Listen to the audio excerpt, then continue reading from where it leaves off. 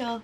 Today's verses are chapters 18 and 19 out of Genesis. And I have a couple of thoughts I want to dig in afterward, especially since these two chapters are kind of loaded with a couple of thoughts. So let's dig in. 18. Yahweh appeared to Abraham at the oaks of Mamre. While he was sitting at the entrance of his tent, it was the hottest part of the day. He looked up and saw 3 men standing. He ran from his tent to greet them and bowed before them. He said, "Master, if it please you, stop for a while with your servant. I'll give you some water so you can wash your feet. Rest under this tree. I'll get some food to refresh you on your way, since your travels have brought you across my path." They said, "Certainly, go ahead." Abraham hurried into the tent to Sarah. He said, "Hurry, get 3 cups of our best flour, knead it, and make bread." Then Abraham ran to the cattle pen and picked out a nice plump calf and gave it to the servant, who lost no time in getting it ready. Then he got curds and milk, brought them with the calf that had been roasted, set the meal before the men, and stood there under the tree while they ate.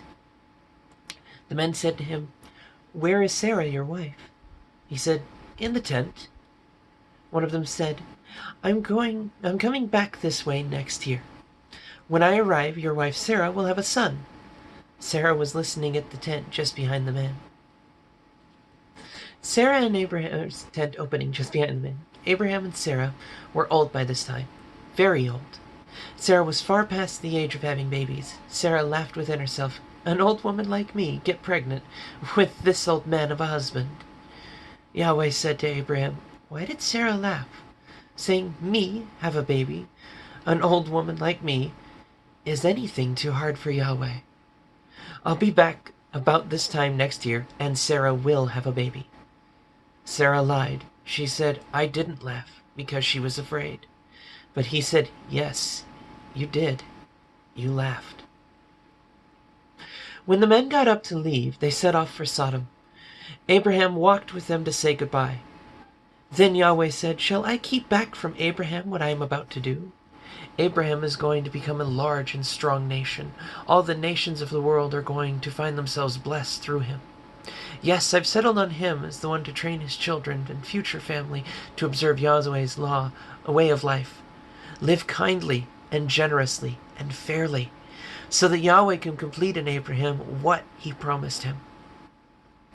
Yahweh continued, "The cries of the victims in Sodom and Gomorrah are deafening. The sin in those cities is immense. I'm going down to see for myself if what they're doing is as bad as it sounds. Then I'll know." The men set out for Sodom, but Abraham stood in Yahweh's path, blocking his way. Abraham confronted him. "Are you serious? Are you planning on getting rid of the people, the good people, right along with the bad? What if there are 50 decent people left in the city? Will you lump the good with the bad and get rid of the lot? Wouldn't you spare the city for the sake of those 50 innocents? I can't believe you would do that. Kill off the good and the bad alike as if there was no difference between them. Doesn't the judge of all the earth judge with justice?" Yahweh said, "If I find 50 decent people in the city of Sodom, I'll spare the place just for them." Abraham came back. "Do I, a mere mortal made of a handful of dirt, dare open my mouth again to my master? What if the first 50 fall short by 5? What if the 50 shall fall short by 5?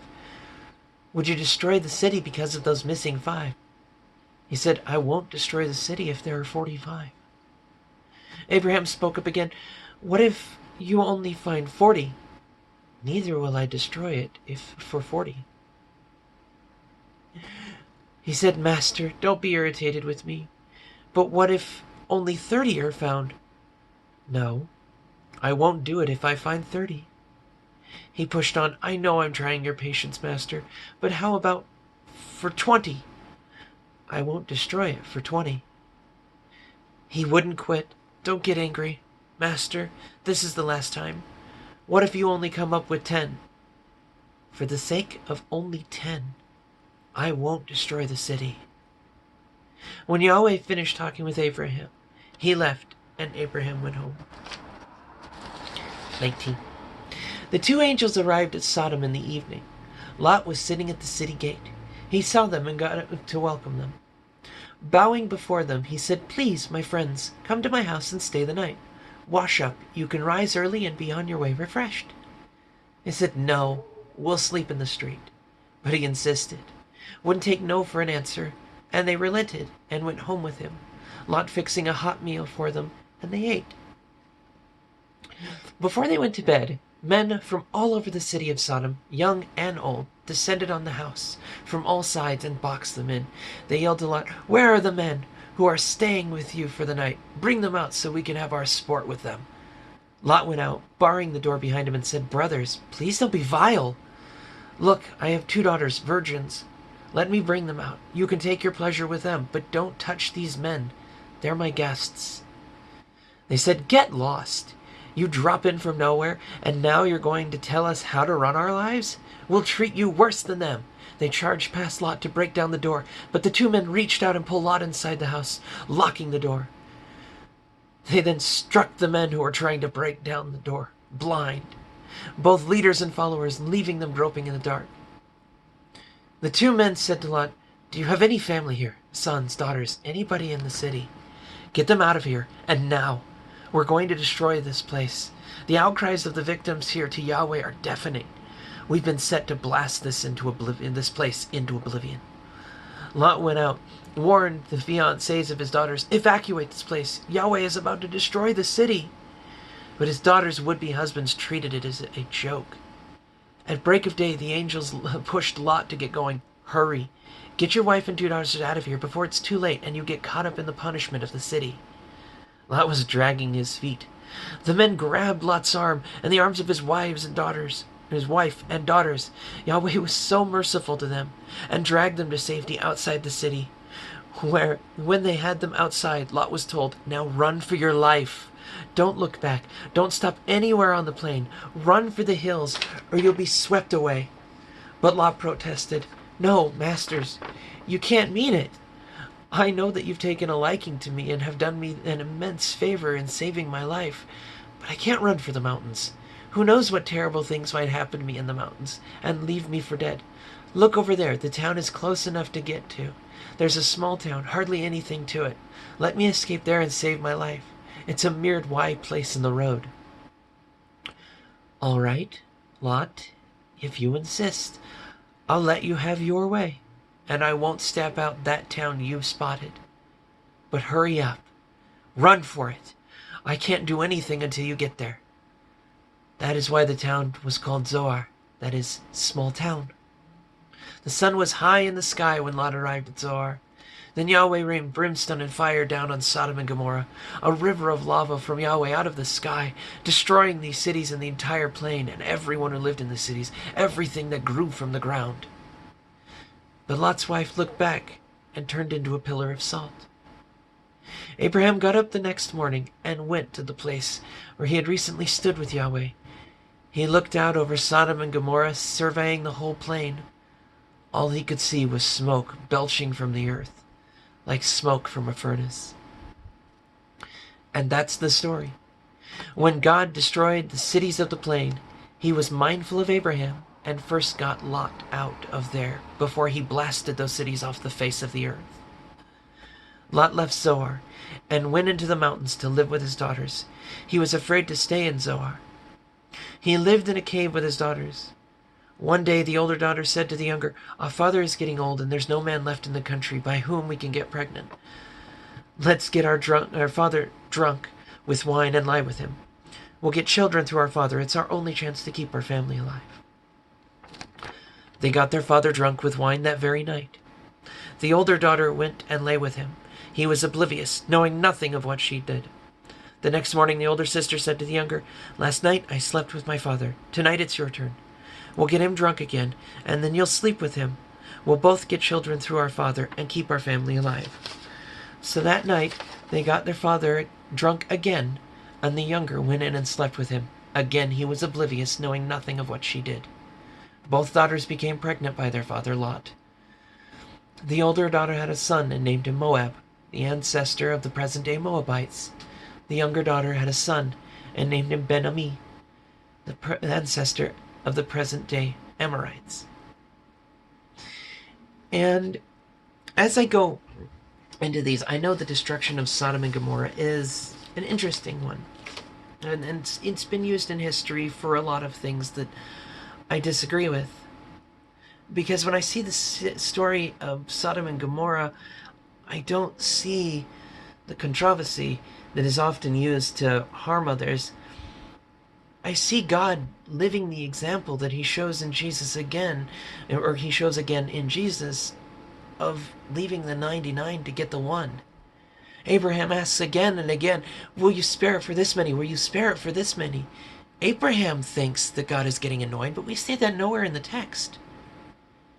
God continues to say again and again and again, I won't do it for that many. I won't do it for that many. And for Zoar, a city in the edge of the plain, a wide place in the road, it was protected for the one, for Lot, who wasn't declared a righteous man, who was probably saved, like it says in the text, because Yahweh is mindful of Abraham. The story reflects exactly how we're called. Kindness, generosity, fairness. Abraham shows kindness to the three, Yahweh, the two angels. They show kindness to Lot. Generosity, Lot drags his feet and they pull him out. Fairness, justice had to be met out, and innocent blood must be dealt with. So justice is met out, and generosity ending kindness. There are often times where the verses in chapter 18, where the men are talking about wanting to have sport with the angels, that it's used to bash entire sections of society. And I think it has nothing to do with a sexual act, especially since the insinuation is more the way people behave in prisons than it is a type of behavior or lifestyle or being. I mean, it's a lifestyle, certainly. It's that beast mentality when all things worthy of calling life are stripped away and the beast is only left. That strikes me as an understanding of what caused Sodom and Gomorrah to need to be destroyed. Not because of who was sleeping with what, but or whom, rather. Well, sleeping with what is a bad thing. But with whom, that's entirely not referenced in the text. The having sport, that's trying to show dominance, that's trying to make somebody lesser. That's the behavior seen in that kind of lifestyle. Not in being gay, but in being so addicted to the beast, so addicted to declaring what we call right and wrong, that violating innocent life is acceptable. Whether it be from sodomy or bashing children's heads in the street, none of it is okay. Because it's the heart that matters first. In fact, the language infers with that event, not that, and pardon, I'll drink real fast.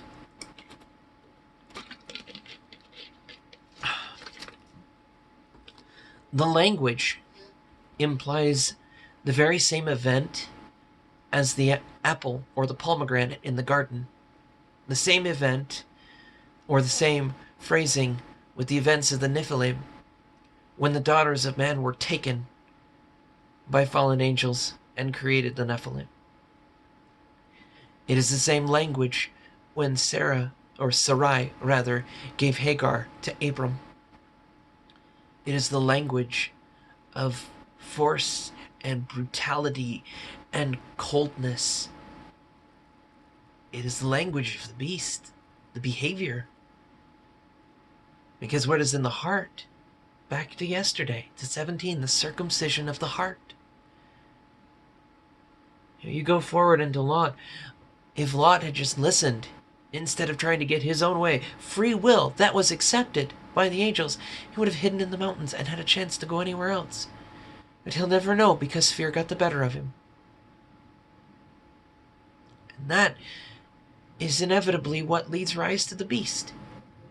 Fear. And I don't mean the fear like fear of the Lord where you trust and reverence, because that's not the same kind of thing.